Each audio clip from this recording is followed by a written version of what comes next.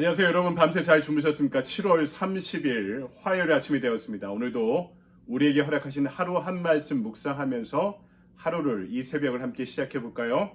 오늘 우리에게 주신 말씀은 예레미야 25장입니다. 3절과 4절의 말씀을 제가 봉독해 올리겠습니다. 유다의 왕 아몬의 아들 요시야 왕 13째 해부터 오늘까지 23년 동안 여호와의 말씀이 내게 임하기로 내가 너희에게 꾸준히 일렀으나 너희가 순종하지 아니하였느니라.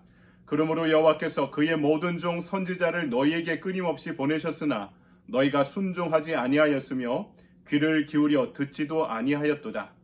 아멘. 주님의 말씀입니다. 주님께 감사드립니다.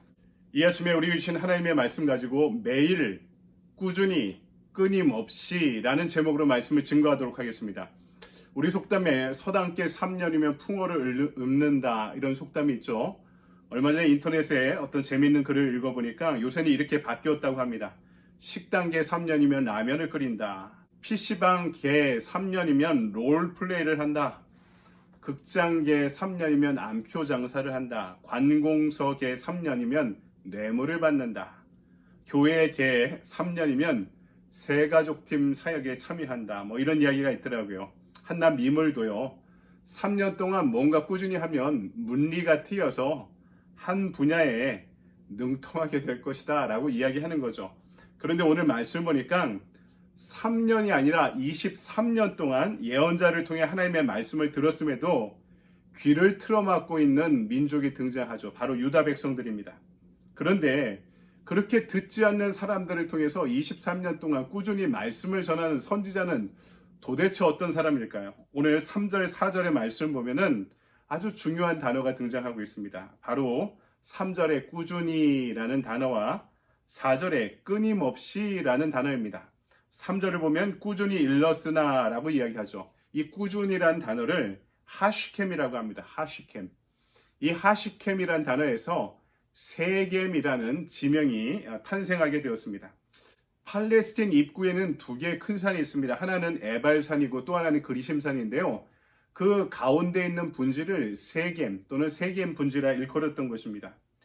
이스라엘이 광야 40년의 기간을 뒤로 하고 가나안에 입성하면서 가장 먼저 진을 쳤던 땅이 바로 이 세겜 땅이었습니다. 거기서 12부족을 상징하는 12개의 돌단을 쌓고 하나님 앞에 제사를 드리면서 여호수아가 이야기하죠. 이제 나와 내 집은 가나안 땅에 들어가서도 여호와 하나님만을 섬기겠다. 너희들이 어떻게 할 건지 결정하라. 지금 40년 동안 아침에는 만나로 저녁에는 메추라기를 먹이셨던 하나님의 손길을 경험했는데 이제 가나안에 들어가면 가나안의 문화와 풍속과 신들을 만나게 될 터인데 나는 그럼에도 불구하고 여호와 하나님만을 섬기겠다. 백성들이 그것을 선히 보고 모두 다 하나님과의 계약을 갱신하면서 우리 백성 모두가 하나님을 섬기겠다 이렇게 약속한 땅이 세겜 땅이었던 것이죠. 너무나 중요한 지명이 아닐 수 없습니다. 이 세겜이라는 말은 지명은 꾸준이라는 하시켐에서 비롯된 단어다라고 말하는 거죠. 이스라엘같이 더운 나라에서는 해가 떠서 피로에 쉽게 지칩니다. 가능한 멀리 가려면 해가 뜨기 이전에 컴컴한 새벽, 이른 새벽부터 길을 서둘러 출발해야 더 먼 거리를 갈 수 있었던 것이죠. 그러니까 아침에 일찍 일어나 무거운 짐을 챙겨서 장기간의 여행을 떠나는 사람들의 활동을 묘사하는 단어로 나중에 이 하시켐이란 단어가 사용되었습니다. 그러니까 그들이 계획한 일을 좀 더 길게 많이 할 수 있게 하기 위해서 일찍 떠나는 발걸음이다라는 의미도 함께 지니고 있는 거죠. 이것이 오늘 말씀에서 사용되고 있는 꾸준히라는 히브리어 단어의 의미인 것입니다. 오늘 말씀을 보면 먼저 첫 번째로 예레미야는요, 하나님의 은총의 빛 앞에 꾸준히 날마다 섰던 사람입니다. 새벽이란 의미가 뭡니까? 한국교회 아주 소중한 전통 중에 하나가 새벽 기도죠. 이 한국교회 영성을 일구어왔던 그런 바탕이 된 그런 전통입니다. 우린 지금 새벽 기도를 못하지만 대신하는 게 있죠. 하루 한 말씀을 아침마다 새벽마다 진행하며 하루를 열고 있습니다. 이렇게 하루를 여는 사람은요, 매일매일 자신의 삶의 은총의 빛을 또 말씀의 빛을 비추는 사람입니다. 우리 찬송가 552장 보면 아침 해가 돋을 때라는 찬송가가 있죠. 가사가 이렇습니다. 아침 해가 돋을 때 주여 나를 도우사 햇빛 되게 하소서라는 단어가 이 문장이 등장하죠. 은총의 빛을 날마다 비출 수 있는 우리가 아침을 맞이하게 된다면 매일매일의 삶이 은혜를 받고 능력을 받는 삶이 될 줄 믿습니다. 3절을 보면 예레미야는 지금까지 23년 동안 사역을 해왔습니다. 지금 예레미야의 그 장 순서가 시간별로 이루어지지 않았고요. 앞에서 시드기야까지 이야기가 구성되다가 시드기야 이전에 여호야김 왕 때로 올라가고 있습니다. 지금 이때가 여호야김 즉위 4년째 주전 605년 때였습니다. 그러니까 이때가 23년 동안 사역을 한 때인데요. 그로부터 18년이 지난 주전 587년에 남한국 유다가 멸망하게 되니까 앞으로도 18년을 더해서 41년 동안 사역을 해가게 됩니다. 근데 지금 23년 동안, 앞으로 18년 동안, 총 41년 동안 하나님의 말씀을 듣지 않는 백성들을 향해서 어떻게 그 말씀을 계속 전할 수 있었을까? 목사인 저는 너무나 이 사명이 무겁고 힘겹게 느껴집니다. 여러분, 41년 동안 그렇게 하려면 못했을 것입니다. 하루하루 해보다 보니까, 하루하루 하다 보니까 그것이 쌓여서 41년이 된 것입니다. 그리고 지금 시점에 23년 차에 왔던 것이죠. 여러분, 저도 하루 한 말씀을 그렇게 준비합니다.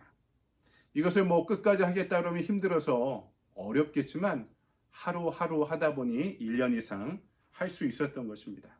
여러분도 그렇게 묵상하고 기도하고 참여하십시오. 하루가 쌓여 영혼이 됩니다. 날마다 아침마다 우리에게 주시는 말씀이 하루하루 쌓여 영의 양식이 될 때 이것이 우리의 내공이 되고 우리에게 축복이 될 줄 믿습니다. 신앙은 그 꾸준함 가운데 빛을 발하게 되어 있는 것입니다. 긍정의 힘 저자 조엘 오스틴 목사가 기자에게 이런 질문을 받았습니다. 목사님 어떻게 이렇게 책을 많이 쓰셨나요? 오스틴 목사가 이렇게 대답했다고 합니다. 전 책을 쓴 적이 없습니다. 매일 한 페이지씩 꾸준히 썼을 뿐입니다. 저는 이제야 조엘 오스틴 목사님의 말씀이 좀 이해가 됩니다. 작년 말인가요? 어떤 행사에 참여했는데 제가 잘 아는 장로님을, 한국에서 온 장로님을 행사에서 만났는데 예전부터 잘 아는 장로님입니다. 한국의 유수한 출판사의 사장님이신데 저한테 갑자기 그런 제안을 하십니다. 하루 한 말씀 잘 보고 있다고, 매일 보지는 못해도 시간이 날 때마다 시청하는 우리의 구독자이십니다. 그런데 목사님 이것을 좀 책으로 출판하면 어떨까요? 이렇게 저한테 제안을 하시더라고요. 저는 그 자리에서 그냥 웃고 대답하지 않았습니다. 왜 그러냐면 이 하루 한 말씀을 성경의 전장을 다 하게 되면 3년이 걸리게 되는데요. 3년이 지나면 이 하루 한 말씀 원고가 성경보다 많아지게 됩니다. 한 장을 갖고 제가 아침에 3페이지씩 쓰면서 이 원고를 갖고 오늘 말씀을 진행하는데요. 그러다 보면은 성경보다 글자 수가, 원고가 더 많아지게 되는 거죠. 이렇게 쓰라고 처음부터 작정을 했으면 못했을 것입니다. 하루에 3페이지씩 쓰다 보니까 지금까지 1년이 이렇게 넘게 되었던 것입니다. 책을 만들고자 하면 어렵지만 한 페이지씩 쓰면은 나중에는 그게 쌓이게 되는 거죠. 매일매일의 삶에 충성을 바치면 내가 하나님이 쓰실 만한 종이 되어 가는 것입니다. 내일의 삶이 밝아지려면 오늘의 삶을 잘 살아야 되겠죠. 오늘 잘 살면 한 주를 잘 살 수 있습니다. 바로 오늘 살려는 여러분들에게 하나님의 빛이 오늘도 이 아침에 이 새벽에 함께 하시기 바랍니다. 두 번째, 예레미야의 능력은 그 꾸준함에서부터 비롯되었습니다. 23년을 버티는 것, 여기다 앞으로 18년을 더해 총 41년을 버티면서 끝끝내 이집트로 잡혀가 순교하게 됩니다. 예레미야는. 여러분, 그 사역을 41년 동안, 지금 시점에 23년 동안 무수한 박해와 반대에도 불구하고 어떻게 감당할 수 있었을까?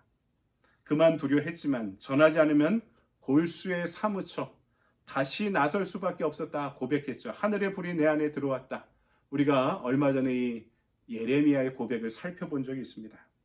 하루하루가 쌓이다 보니까 성령께서 그 가운데 뜨거운 마음을 부어주셨던 것입니다. 그 마음으로 선이 매일매일 쓸 수 있었던 것입니다. 우리 예수 믿는 사람들에게 중요한 것은 이렇게 하루를 시작하는 아침마다 새로워지는 것입니다. 그분의 말씀으로, 그분의 은혜로. 한 주를 시작하는 주일마다 예배를 통해 새로워지는 것입니다. 우리가 다음 달에 뭔가 시작해야지 그러면은 이게 벅차고 이 주저하게 될 것입니다. 하루 한 말씀의 은혜를 살아가다 보면은 매일 아침 새로운 사람이 되어가려는 노력이 지속될 수 있을 것입니다. 우리가 금요일쯤 되면 거의 기진맥진해지는데 헐떡거리게 됩니다. 다시 주일의 예배를 통해 한 주를 살아갈 수 있는 힘과 은혜를 얻게 되는 것이죠. 아침형 인간이 되면 하루가 꽉 찹니다. 새벽이 하루를 새롭게 하고 주일이 한 주를 새롭게 합니다. 이런 뜨거움이 결국에는 능력이 되는 것입니다. 제가 좋아하는 시인 중에 목사님이기도 한 정학진 시인이 있는데요. 이분의 시 중에 매미일이라는 제목의 시가 있습니다. 제가 너무나 좋아하는 시인데 이런 내용입니다. 며칠 더 산다고 우쭐대지 마라. 앞서거니 뒤서거니 모두가 동료인 것을. 너도 인생의 어느 한때 세상을 향해 소리쳐 본 적이 있느냐? 한 시대를 끌어오기 위해 목 놓아 울어본 적이 있느냐? 이런 뜨거운 울부짖음은 예레미야의 울부짖음이었습니다. 그에게 울 수 있음이, 세상을 향해 목 놓아 울 수 있음이 여러분 날마다 주님과 꾸준하게 이어온 교제와 은혜 가운데 가능했던 그런 세상을 향한 울부짖음이었을 것입니다. 셰익스피어의 희극이나 비극에 등장하는 남녀의 사랑 이야기를 보면은 그 대사를 읽어보면 이렇게 한마디로 닭살이 돋습니다. 그냥 운문체로 쓰여진 문장을 읽을 때는 더 그렇게 느껴지죠. 조금은 로맨틱하고 조금은 에로틱하게 느껴지고.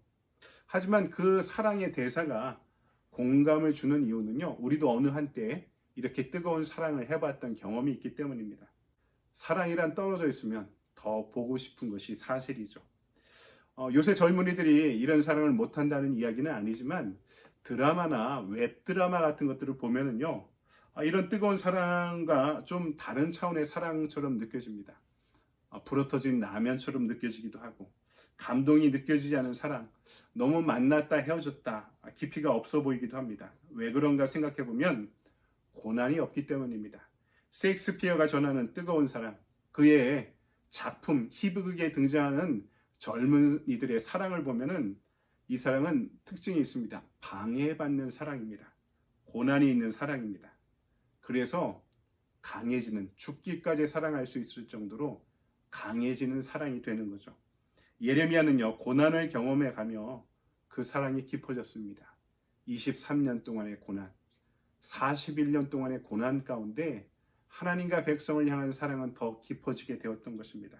그래서 유다가 망하는 순간에도 사명을 포기하지 않고 순교하는 순간까지 그 사명대로 말씀을 전하게 되었던 것입니다. 여러분, 오늘의 고난을 두려워하지 맙시다. 고난과 방해 때문에 하나님께 더 매달릴 수 있다면 우리는 가치 있게 변화될 수 있을 것입니다. 그것이 능력이 되는 것입니다. 그것이 하나님과의 로맨스죠. 그 연애의 시간이 바로 이 새벽에, 이 아침에 하루 한 말씀을 통해 이루어지는 것입니다. 오늘도 꾸준히, 끊임없이, 매일마다 계속해서 주님과 교제하며 그 사랑의 깊이를 더해갈 수 있는 저와 여러분의 하루가 되기를 주님의 이름으로 간절히 축원드립니다. 아멘. 적용의 질문을 볼까요? 오늘 내가 날마다 꾸준히 그리고 끊임없이 하나님의 은혜 앞에 서기 위해 무엇을 실천하겠습니까? 액션 플랜입니다. 날마다 빠짐없이 하루 한 말씀을 묵상하고 기도하기. 여러분이 새벽마다, 아침마다 이 말씀 묵상하며 하루를 시작하는 저와 여러분 되길 바랍니다. 오늘도 이 말씀 안에 승리하는 하루 보내십시오. 여러분 감사합니다.